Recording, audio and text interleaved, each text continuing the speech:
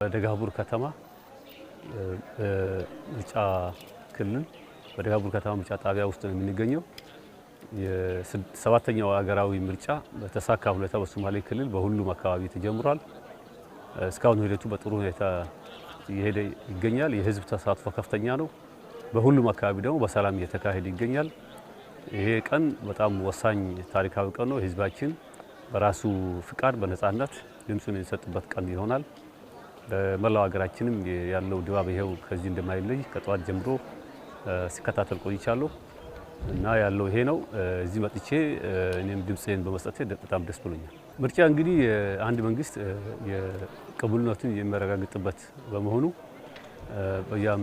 በየአምስት ዓመቱ መንግስት ለህዝብ የገባውን ቃል መውጣት አለመውጣቱን በህዝብ ጋር ቀርቦ የሚጠየቅበት ነው።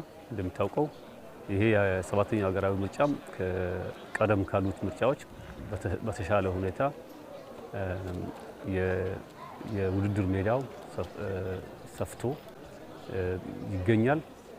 የሚሳተፉ የፖለቲካ ፓርቲዎች ቁጥርም ከፍተኛ ናቸው ማለት ይቻላል እና በጣም ለሀገራችን የዲሞክራሲ ሽግግር በጣም ወሳኝ ቀን ነው ብዬ ነው።